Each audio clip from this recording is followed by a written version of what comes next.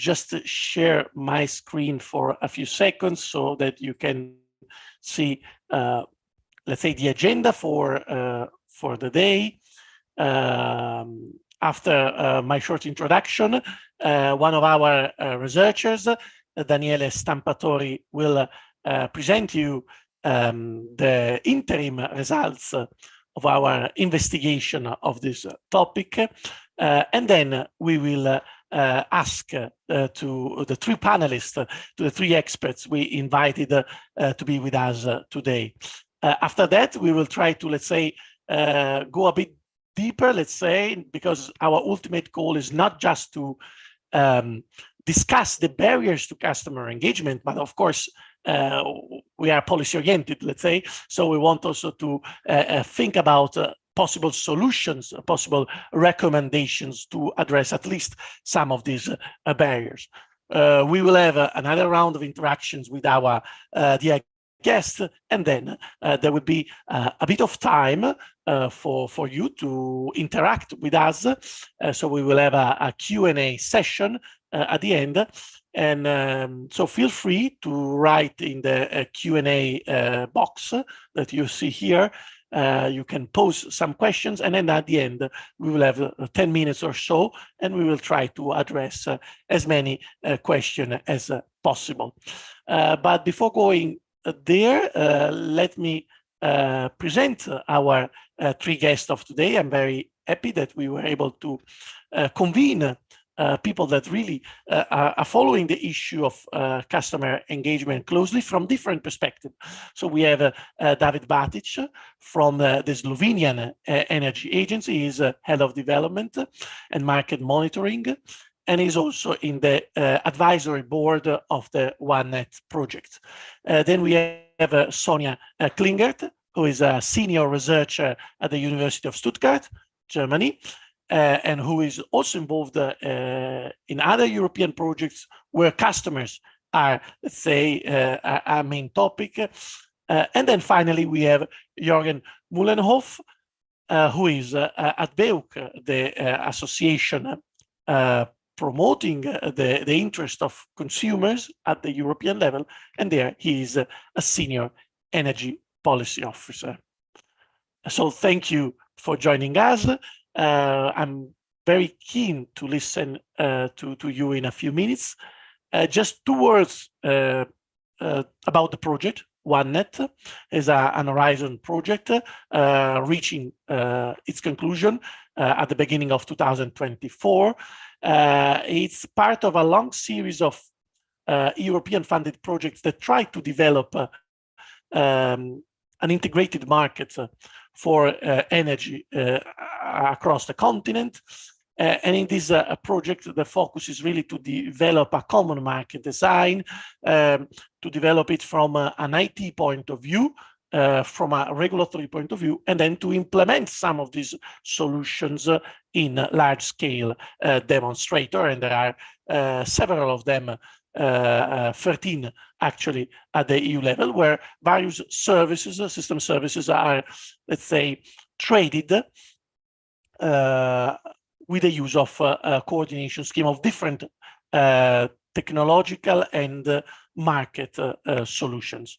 In this context, the webinar of today is part of the activities of the work package 11, which try to, let's say, put together the experience of the various demonstrators, and in particular, our task 11.6, which try to develop recommendations for customer engagement in the provision of system services. Of course, trying to develop a consumer-centric, to implement a consumer-centric approach and market design. My last words, these are just the names of the people that are involved in this research, which is a joint effort. But today we will listen to the summary of it that my colleague Daniele will provide you. So I will stop sharing my screen and give immediately the word for Daniele, who will, let's say, provide the pitch of the topic. Please, Daniele. Thank you, Nicola, and thank you to our panelists and to our audience for being with us today. I hope that you can see my screen. Yes. Yeah, well, as anticipated by Nicola, I will be presenting our work on customer engagement in flexibility markets. You know, flexibility markets are not well established in the EU, but basically we heard about flexibility in the power system almost every day, and that's because nowadays the life of system operators are becoming more challenging in order to keep the system balance, and in the future the demand of flexibility both in the supply and demand side will further increase. And in this context, also an active role can be played by customers in order to provide flexibility to the system. But in order to make all of this happen, we need indeed to engage customers. But when we talk about customers, we are actually talking about different kind of customers that are characterized by different several characteristics, needs, priorities, etc. And if we want to engage them, we should be able at least to identify the main dimensions that characterize different groups of customers. And in this regard, we can mention at least the socioeconomic elements of customers that allow to distinguish between residential, industrial, commercial customers, but also the behavioral component of customers. But, you know, customer engagement is actually an ongoing process because customers are not monolith, but they change during their life. And according to this, also their needs, their priorities, their preferences change, and engagement should adapt to this. But a further element that adds complexity to the topic of customer engagement is the decision process of the customers. Indeed, customers are not perfectly rational. On the contrary, rationality is in some cases quite bounded, and this opens space also to sociological and psychological factors that can have a relevant impact in the decision-making process. But additionally to this, when a customers have to want to make a choice, for example, if decide to participate in a flexibility market or not, he or she has to consider also what is the context where she lives. So, for example, if a market exists, what is the regulatory context, and if she has the available technology for providing flexibility. And in our work, we explored not only academic literature, but also stakeholders' report and deliverables coming from other European projects. And we identified the main barriers that are hindering the customer engagement. And during our work aims to answer questions related to, for example, if the behavior of customers is consistent with the provision of flexibility services, if an economic rationale exists in order to provide these services, and if the legal, regulatory, and the technological frameworks are consistent with the development of this new kind of markets. In the next of the presentation, I will just explore a bit more into details these four groups of barriers. But let's start with the behavioral barriers. As you know, customers are not so aware about energy-related issue. They don't know how their behavior impact, for example, on the energy bill. And a very few of them are aware about the existence of flexibility mechanism in the power system. But awareness per se is not sufficient if we want to engage customers, because they also should got the skills in order to elaborate information that are necessary to make a decision, make a comparison, and evaluate what are the best opportunities and technologies that are available for providing flexibility. And additionally to this, For customers, making a choice is a difficult process per se, because broadly speaking, they prefer the current situation, the status quo situation, to a new situation. And this is determined by aversion against losses. And this kind of aversion to changes is even exacerbated in case of lack of trust, for example, for market operators. But also in case we are, say, so lucky to find a perfectly rational customers, it's not guaranteed that he wants to participate into flexibility markets, because in most cases, the provision of these services do not guarantee relevant returns in monetary terms. And these gains could be also compromised by costs that are necessary to participate into flexibility market. But in terms of flexibility, we don't have only a problem in terms of volume, but also in terms of risk. So what is the probability that I can get a gain when providing flexibility? And lastly, participating to flexibility markets is not the only option for customers, and many conflicting signals can emerge. For example, they have to consider how to manage, for example, an industrial plants, or if the signals coming from flexibility markets are in line with signals coming from other energy markets, and so on. For what regard regulatory barriers, we basically identified three main groups of barriers. The first one is a lack of a framework that allow the participation of customers in flexibility mechanism, and the lack of regulation that promote technology innovation. Another problem emerged on the data side and on issues related to privacy. Indeed, the regulation should be find a good compromise between guaranteeing the privacy and security for customers, but at the same time make available data of customers for market operator that need them. And lastly, at the moment, the regulation is not promoting enough the development of open standard and interoperable solutions. For what concern technical barriers, the situation is quite similar. Let's say the main barrier, is related to the lack of adequate infrastructures that, for example, is related to the lack of smart meters or the ability of infrastructures that allow the management of a great amount of data. Other issues are related also to data management and communication among different market players. And lastly, we discovered that other issues are also related to the interface between different players, such as retailer DSO, but in particular at the customer level, in the moment which he or she have to interact with the retailer.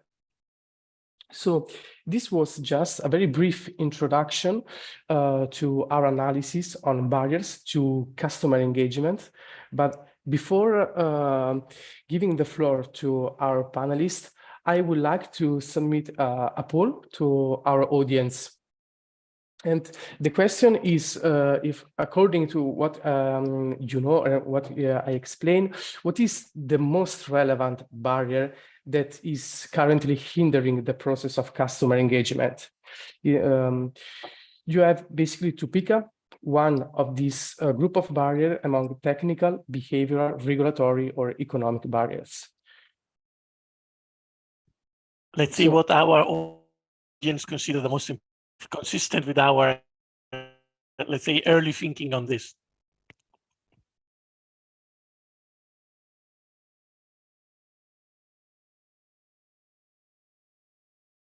Okay, I suppose that we can give it just a minute to. Okay. So this is interesting because I see that behavioral barriers emerge quite clearly among the other one, while on the contrary, there is no particular differences among technical, regulatory, and economic barriers. So apparently, the greatest responsibility is up to customer, but I would say also up to us to catch them in the right way. So maybe this is a good starting point for our panelists. Thank you. To you, Daniele, it's quite interesting because actually in a webinar also last week with a slightly different audience, mostly made by Portuguese large consumer, it was economic, the winner. But let's see what our panelists think. David, do you want to start? Thanks. Thanks for this opportunity to break the ice. It was really interesting to see the results of the poll. And I would agree with the results in general, because I think the other issues we can, I think, manage and solve over the time. However, the behavioral barrier is really a challenge. Maybe I share some thoughts. I will not now dig into maybe a particular barrier area, but maybe I share some thoughts for beginning, and then we will maybe have a discussion later on. So in our from our experience and from our observation, looking at the market and looking at all the mechanisms applied and mechanisms that are the customers are exposed to, we have a feeling that the implicit flexibility mechanisms used for a longer time, for example, in Slovenia, the network pricing, time of use network pricing, it was has been unchanged for over 2 decades, and on the other side, in much lesser extent, the mature energy and flexibility markets, for example, TSO frequency system services markets, and others have had a deep impact on the behavioral patterns of the majority of the customers. We see now that the flexibility markets on the other side are emerging in an extremely decentralized way, and introducing the new dimension of the complexity, and that's why they are also lowering the learning curve on the customer side and hinder the success of awareness campaigns. So they're quite hard to tackle. It's quite hard to let's say raise the awareness and raise the knowledge on the opportunities these markets can provide to the customers. And today we distinguish between 2 customers. Those customers deeply with the behavior deeply bound to this long time used implicit mechanisms, and on the other side, customers that are today willing and being capable to invest in renewable sources, heat pumps, and smart appliances. This second group is also today seeking the opportunities to increase their benefits through the new business models related to the aggregation, participation, and flexibility markets now. And these customers are now among these tiny portions that are actively participating, despite of the risk aversion and not mature business cases and models. So the residential, especially residential customers engaged today outside of the pilot domain, are mostly constrained to the engagement with the business models that completely erase the complexity of participation of the in the for example system services market from the customer perspective.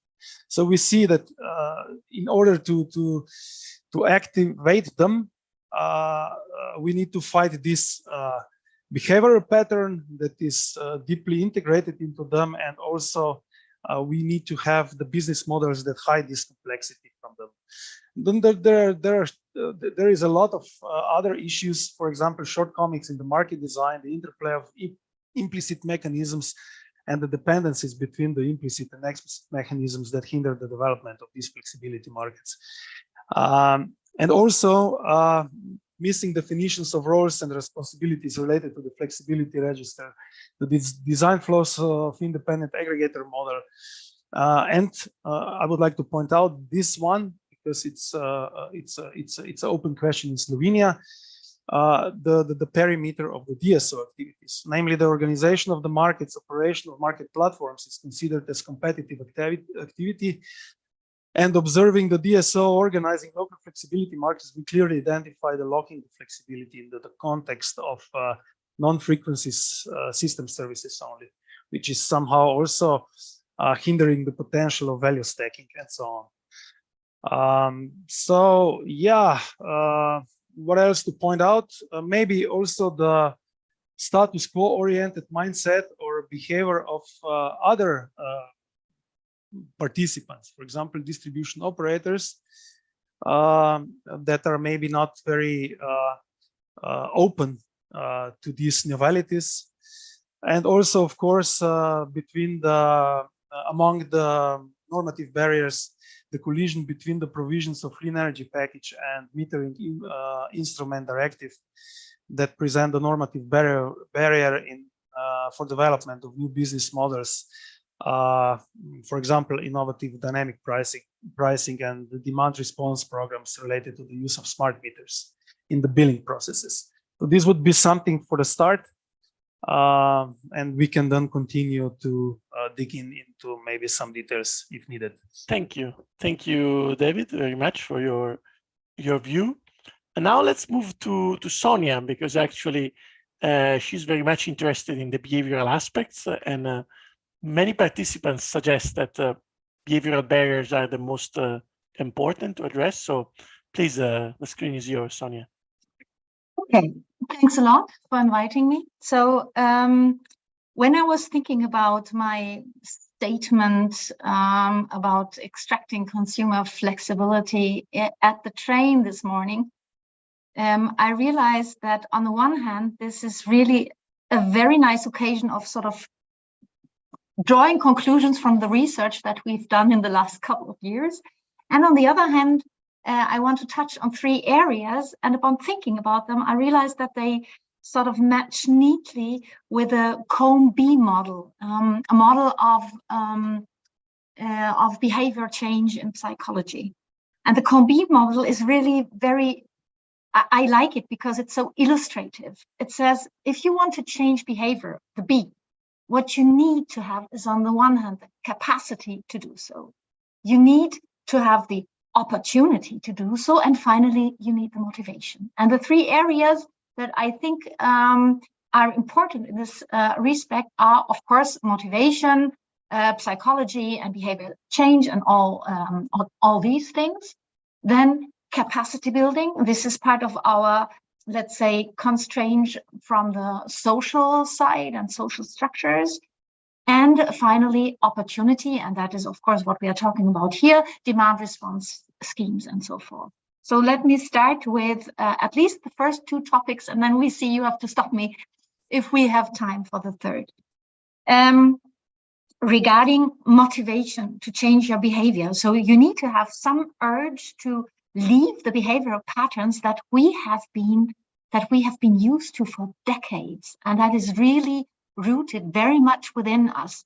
Probably not as much as what Neanderthal people were doing, but still, we are used to electricity coming from the socket at all times, to gas being available at all times, and heat and warmth whenever we want and need them. So if we want to change this, first of all, for motivation to do so, we need to have the trust in not only the people that so design some kind of demand response scheme, but also that the solution that we are using, that it makes sense somehow, that it is worth the effort. And there is a small story that I would like to relate to you from our research in Renewable, which is where we want to build a so-called energy island. And here we are dealing not only with electricity demand response, but also with heat demand response. And in the context of an apartment complex with about 50 people, the management wanted to use waste heat from a nearby soap factory very early, in the very early morning hours where people normally don't heat that much. So what would they want to do is tune the thermostats of people in the early morning hours. I think it was between 4:30 or 5 and 6, in order to prevent later on people from having their heatings too high, because this always causes a spike in use of gas in the gas boilers. So what we did in order to do that is we communicated with people. We sent them, one requirement from the management was that we need people to actively accept being part of the scheme. So what we did, we communicated leaflets, emails, and so on. And then a little less than a third of people said, okay, we are part of this. We go along with this. It sounds like a good idea. But 30% or a little less was not sufficient for us in order to have a real effect. So we asked Lieven, the guy who is the manager of the whole apartment complex, to call people. And Lieven, he's really a nice chap, always smiling, looking into the problems of people. So they really trust him. So he called them. And after him calling everybody, all the people that hadn't consented before, we had almost 80% of people saying, okay, we want to go along with this. And what this tells us is that you really need the trust that this works out. You need the trust in people. And very often it's, in the end, it's up to specific people. And we call this, meanwhile, by the way, pulling the Lieven joke.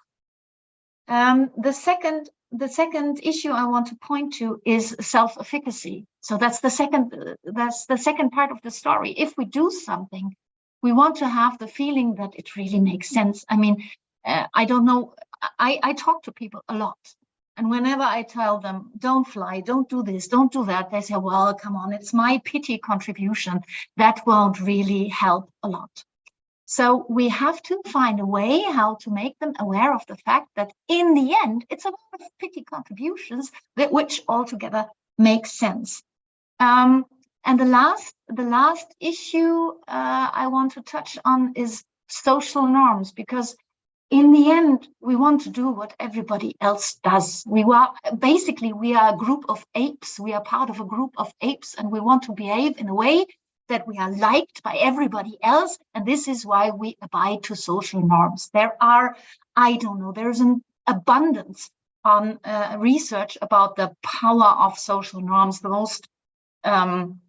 most cited, I think, is the towels that you find in hotels. And if you communicate with people in a way telling them that everybody else in your hotel or in your room, or 2/3 of people also use their towels several times, you will have a much higher share of people saying, yes, I will reuse my towel, and so on and so forth.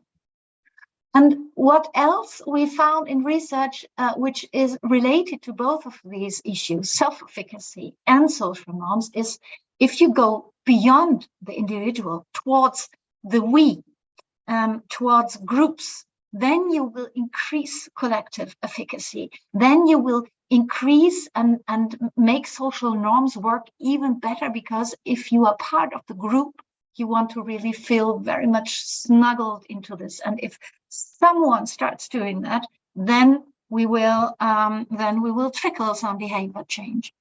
And this leads me to the second. Do I have 2 minutes or so?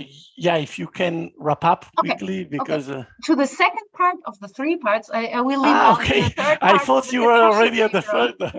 No. The second was the social fabric. So giving people the capacity to take part in flexibility markets. Again, talking to people is key. Most of people don't really understand what we are talking about. Also in our research, we find a lot what we call energy illiteracy. People sometimes even cannot read their bills. They don't understand what we are talking about. So what we really have to do is educate them at early age, but also adults. And not only in our bubble of academics, to be clear, but also talking to everybody, people working at the bakery. If we don't have them on board, this won't work out. And the last point I want to raise is that there's a huge group of people which is normally left out of the whole discussion, that is women. Funny that it's me saying that, but it's very often women who have the feeling that energy is something that is a techie topic, and they don't want to be embarrassed with not knowing what is being talked about. We find this also in numbers. If you look in the boards of German energy communities, we have about 1,080 of those boards are not dominated, they are exclusively male. And also the membership is two-thirds guys, basically. So what we need to do is really design, and this is what we are definitely doing, a toolbox that is context sensitive and knows the customer and talks to people in a way that they can understand and educate people. And I will stop for now and discuss the rest later on. Thank you. Thank you, Sonia. Actually, you anticipated also some of the ideas that Daniele will mention in a few minutes. But before that, I'm very much interested in the point of view of Jörg, because he represents an association of consumers. And yeah, please, Jörg, the screen is yours. Thank you. Yeah, thank you very much for having me. So indeed, I work for BEUC, the European Consumer Organization, that is an umbrella of 46 national consumer organizations across all European countries. I'm in the energy team. We are monitoring electricity markets. I work on flexibility.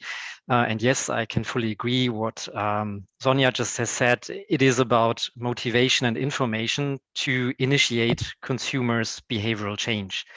I will try to go a bit through the 4 different types of barriers that Daniele has presented, meaning, first of all, of course, the behavioral barriers, the economic barriers, the regulatory and the technical ones from a consumer perspective. And to be very clear, I'm not a psychologist. We are looking into what household consumers are doing, so I cannot speak for industry consumers. When it comes to household consumers, I think of course, not surprisingly, will have to defend consumers. They are motivated. I'm very sure about that. We see that they want to contribute not just to get rid of fossil fuels, to accelerate the energy transition. The motivation is very high. When you're menaced by energy poverty, I would say it is more than a motivation. It's a real pressure to change your behavior. But indeed, on the other hand, the information is often missing, or it is not well explained, and it is pretty difficult, as Sonia just explained very well, to get the right information to really leverage this behavioral change at the right point in time. I mean, if you have an electric heat pump at home and everything is automated, and you have a flexible dynamic tariff that also eases the grid, and you make money by running your heat pump at the right point in time, that's great. But we know from practice that this is unfortunately not yet the case. There's a lot of work to do to help consumers to understand these offers. We see from surveys from our members and from regulators that more than half of household consumers don't even know whether they are on a flexible or on a fixed price tariff and what that entails. So the information about the contracts has to become much more better. And when consumers reach out to look for offers, for instance, through online price comparison tools, they also need to be aware of the complexity, because it is not just one single price per kilowatt hour.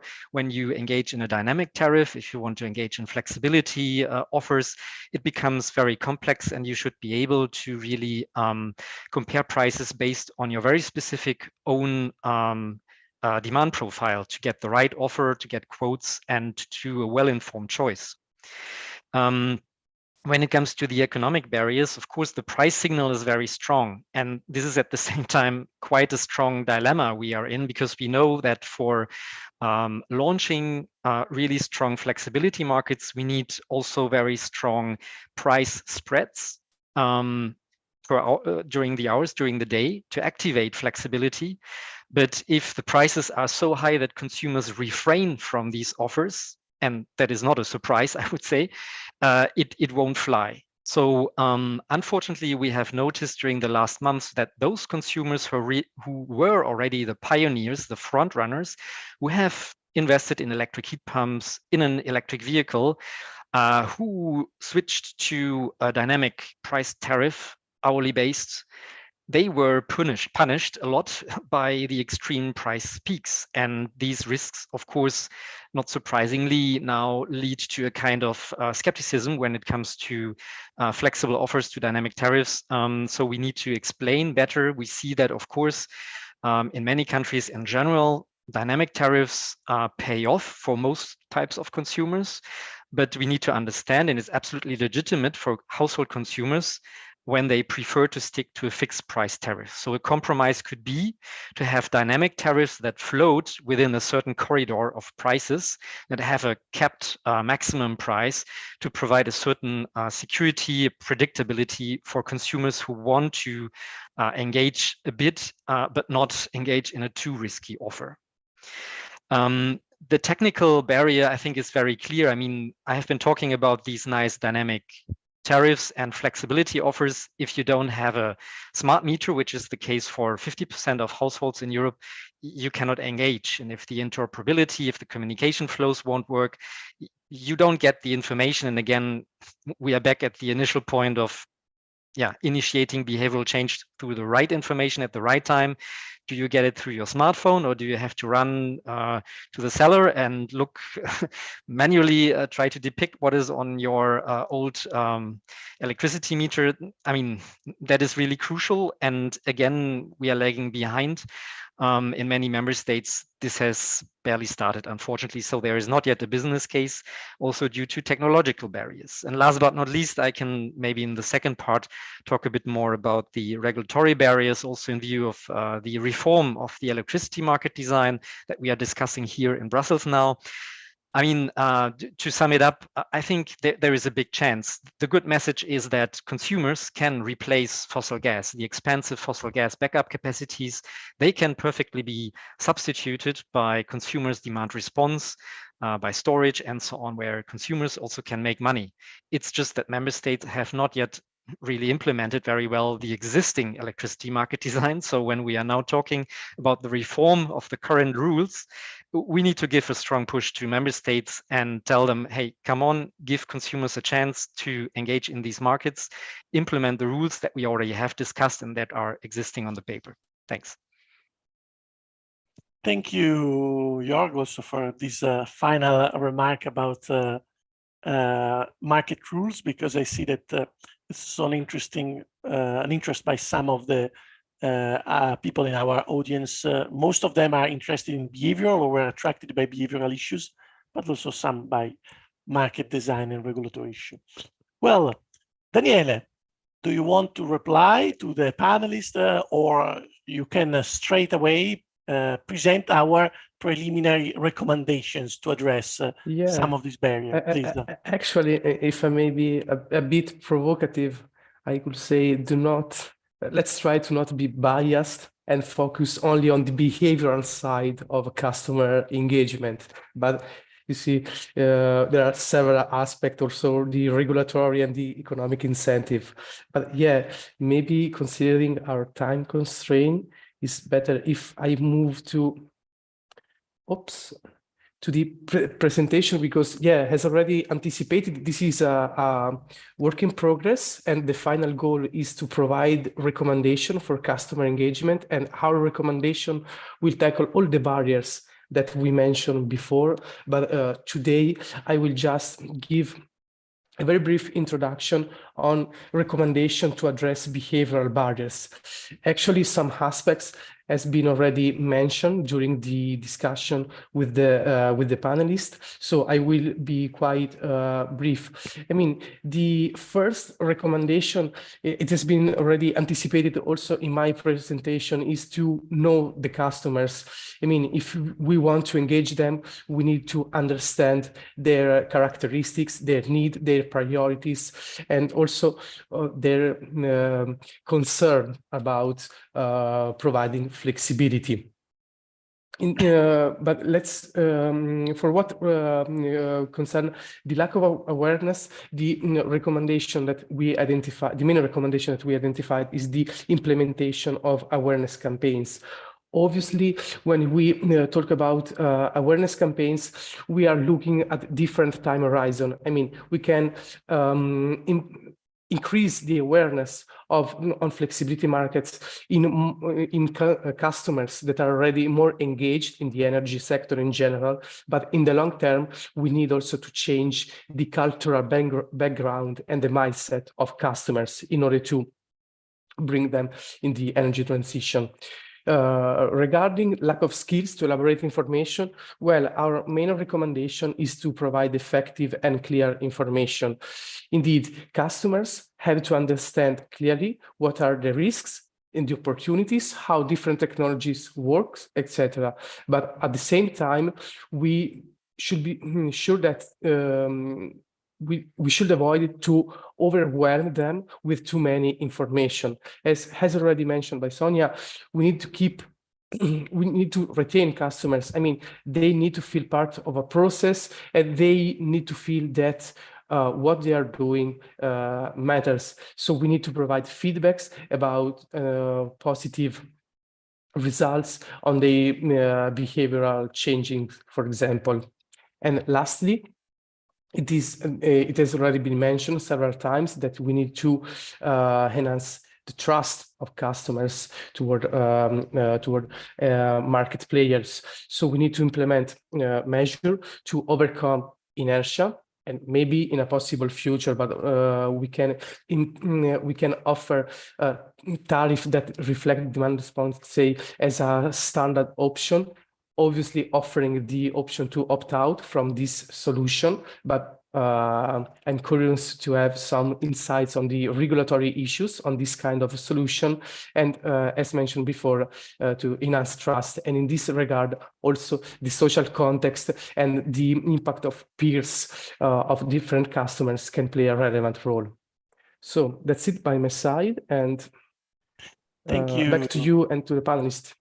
Thank you, Daniele. And indeed, it's very interesting, the link between the role of consumers and the type of regulation, because we know that regulation is meant to protect consumers, but now they should be protected doing new things and actually maybe asking them to do new things. So even this idea of opting out rather than opting in and new default tariffs is very interesting. And I would like to know if David, as a regulator, has a view on these or on the other elements mentioned by Daniele. Please, David. And please, let's try to be sharp, all of you, because we have only 15 minutes and I want to also go to some of the questions by the audience. Please, David. Yeah, thanks. Yeah, okay, I'm sharing the regulatory point of view. Of course, we are not experts in this soft, let's say, skills like social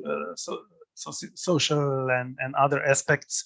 But we are looking at the market and at the customer from the regulatory point of view, patching the normative framework continuously, very intensively lately in the area of flexibility.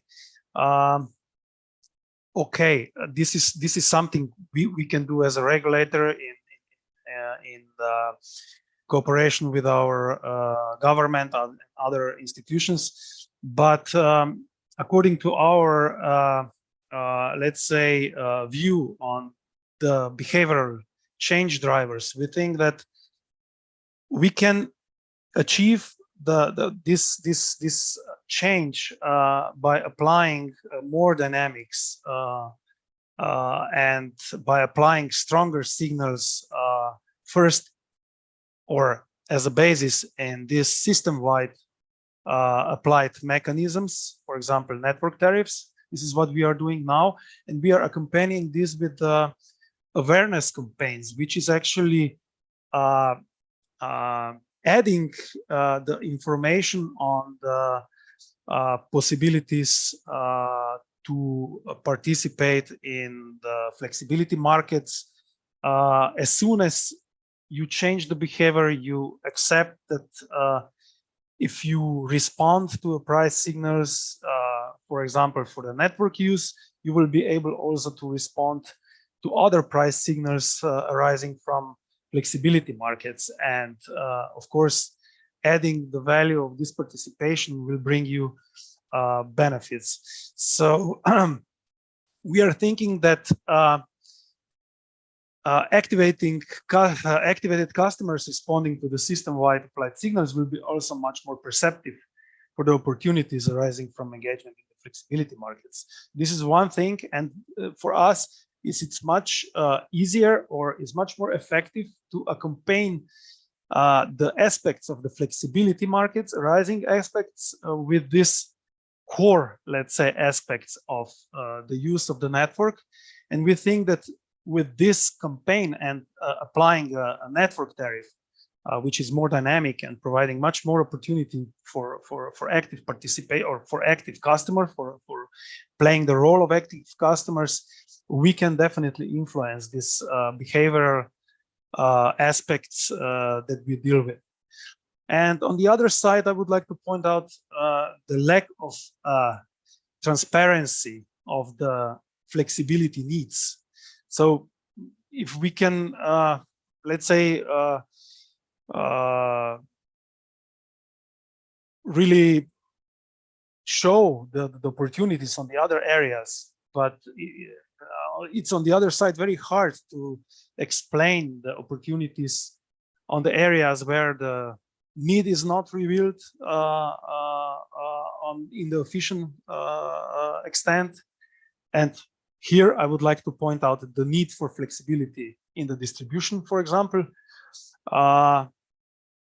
So these markets, for example, TSO markets for frequency system services, has emerged successfully because there was we had a standardized methodology for calculating the needs. We had a transparency of this need, and then we have, of course, market participants that were entering these markets, and of course, implicitly the customer engagement, even the residential in Slovenia. But here, for example, in distribution and in other areas, these needs are not revealed, and this is related to also to technical barriers. For example, the observability of the distribution grid, and of course, also to other aspects related to the old generation of smart meters installed, and the lack of know-how in distribution, how to deal with the data processing of the big data arising from the new innovative business models requiring the high granularity of metering data for its implementation. So this is something that we see, and of course there are some other aspects that needs to be tackled, but maybe we can leave this for a discussion at the end. Thank you, David. Actually, because you spotted the priorities in each area. A priority in economic barriers, the network tariffs, a priority in behavioral aspects, the awareness campaign, a priority in regulation, so obligations on DSOs. And then behind this, there is also some references to the technological barriers. So very interesting. Very quickly, because really we are running short. Sonia, just be a bit brief, shorter. If you have a message to react to Daniele or to what David has just said, please. I think we also need to change the behavior of DSOs, to be honest, and I hope that the new electricity market design helps us here. At the moment, at least in Germany, when they extend grid infrastructure, they get a guaranteed interest on that. Whereas when they do something like demand response, they don't really have a lot of experience with that, and they don't know what comes out of it, and they're liable. They're really liable for the energy quality in the grid. So we must not forget that. So we really have to change regulation in order to both make it possible to have new demand response schemes and to enforce it at the same time. And I think Putin has given us really a cool, although unwanted opportunity here. And just let me say one or two sentences regarding demand response schemes, because I'm not a psychologist, I'm an economist, and I'm also dealing with computer science and energy informatics. So when I look into models of demand response, the key idea is that there is some original demand curve, and then there's some change demand curve, and you have some constraints, or you have energy supply curve that you want to adapt to. But what is totally missing is all those different aspects that we need to comply with. For instance, as was said before, if you want to have consumers on board, you need to give them the opportunity to opt out. This is something that we know from research. This has to be inside the design. Tools have to be as easy as buying a ticket at the Deutsche Bahn through the app. And we need to differentiate very much between we do automated and manual demand response. Because on the one hand, if we talk about automation, people only need to accept, but it means that they lose some of their autarky, which some of them don't want to. So really we have to talk to them. It's not just about data, it's about interviews with people that you want to engage in this respect. On the other hand, there's manual demand response. In some cases, so before doing a new demand response scheme, you have to have an impact assessment of what you really want to have. For instance, if we're talking about EV demand response, maybe instead of using the flexibility in 5 hours and doing some smart charging algorithm, it makes more sense to tell people today is really a bad day. It's cloudy all day. Use the sunshine tomorrow because we have a lot of PV on top. And I've seen that in the chat. People are getting more and more willing to do so because they're starting to see that something's going on. So I think, to wrap up, demand response schemes must be designed in a way that the requirements analysis uses all the different aspects that we've talked about today. And this is a good time to do it. And it's very, very urgent. Thank you. And it's interesting that some policies, on the contrary, that were implemented at European level going in the opposite direction, because when you shielded too much consumers from high prices, the implicit opportunity you mentioned may be lost a bit partially. But let's hear from Jörg, please. Okay, very briefly from my side, I think I can fully subscribe to the recommendations that Daniele just presented on the behavioral changes. Just to get this going, our proposal with regards also to the electricity market reform would be to have better pre-contractual information, to make that mandatory, so that consumers get more transparency on what they can subscribe to and what they potentially might earn from joining such schemes.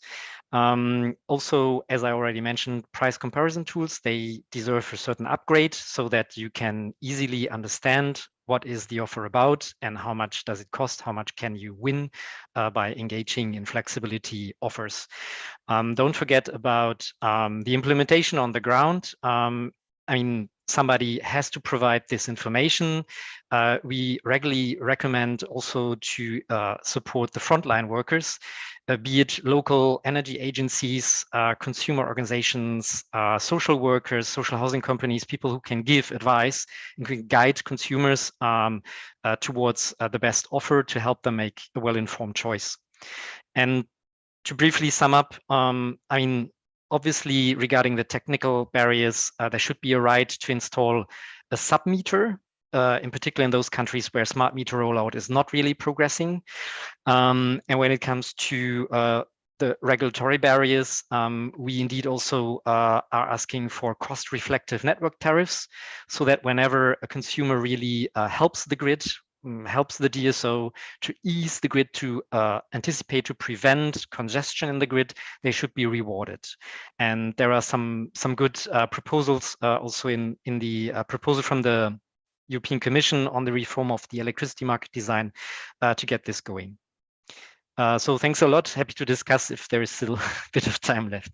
Thank you. Actually, I have a question to you, because while we were brainstorming about the recommendations, you mentioned comparison tool, you mentioned more pre-contractual information.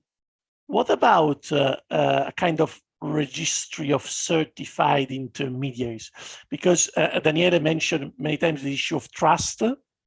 And we know that sometimes energy intermediaries do not score high in trust among residential consumers.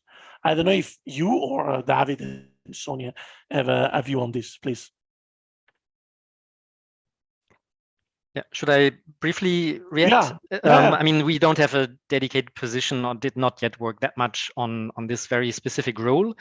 Of course, there can always be several stakeholders who play this role, be it an energy community, an aggregator, a retail supplier, and so on. I think there should be a choice for consumers, this as a first point. And then the comparability is relevant. You need to know what they offer and how your consumer rights and protections are safeguarded when you engage with those different schemes. And there might be, the devil is in the detail, depending on which entity you engage with, whether you're in an energy community or with a normal retail supplier and so on. I think this is something that might also be taken over by price comparison tools to create more transparency on who is offering this under which conditions, so that, of course, you do not lose established consumer rights because you engage in efficiency, in flexibility schemes, these kinds of offers that diverge from a classic fixed price, fixed term tariff. Thank you. If the other have no reaction, maybe we can, there is time maybe only for one question, because you actually replied to most of the questions by the participants, for instance, automation versus manual engagement by customer. Maybe one question to complement also what David and Sonia issued.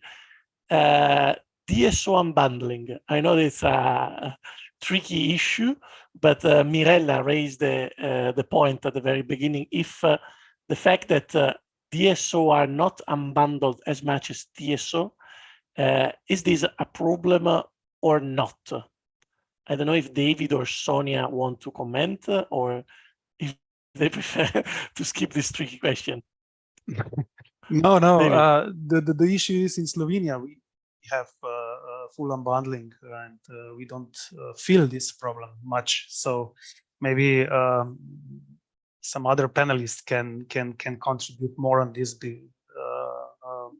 Maybe Sonia or Jörg, I don't know. Sonia, do you want to? I think that is really hard to tell, to be honest. I haven't thought about this. I mean, I do know a small energy utility in the Allgäu in southern Germany, but they really don't talk about flexibility. So it's really hard to tell. I don't know. I don't have a good answer. Okay. Yeah, it's perfectly fine. It's perfectly fine. It's Jörg, any comment on this from Beuke? Of course, I mean, unbundling should be taken for granted. That I would assume that helps to ease these kinds of offers. But more importantly, we see a chance to promote flexibility offers in the way how grid operators are refinanced, whether they just look on CapEx or also on OpEx, and how they are willing or capable or allowed to also take into account different kinds of demand response, flexibility, and so on, in the way how they operate and how they enlarge and plan their grids. So it's not only unbundling, it's also the way how network tariffs and costs are allocated and how this is organized, so I think. The broader framework of incentives for distribution companies. David, you raised the hand. Do you want to have a last comment on this? Maybe not last, but I just wanted to add that, yeah, I completely agree with Jörg. The regulation methodology of regulating the system operators is actually also playing a crucial role here. It should tackle this capex bias and other issues, and it should introduce the output-based regulation, which is incorporating the KPIs measuring their willingness to utilize the flex and everything else, and reward them in case they do so. So this is really something that we as regulators need to address in order to remove such a barrier that is actually existing. Yeah. Thank you. Good comment. So the final take I get from this is that really to support customer engagement, you need to change the framework or rethink the framework for distribution companies, which actually is the network that customers actually are connected to. Well, our time is over, unfortunately. It was a very lovely webinar, at least for me. I much enjoyed it. I think also Daniele is now full of notes to, let's say, fine-tune our research results. I really thank the guests, our guests, 3 guests, and also the people that attended. We had 60, 70 people from the audience, which is really not bad. So thank you, all of you, and stay tuned, because in July, we are likely to issue a deliverable with our final results. And I saw that there were some people really much interested into reading it. So just wait a couple of months and you will know more. Have a good day, all of you, and see you soon in our webinar and events at FSR. Have a good day.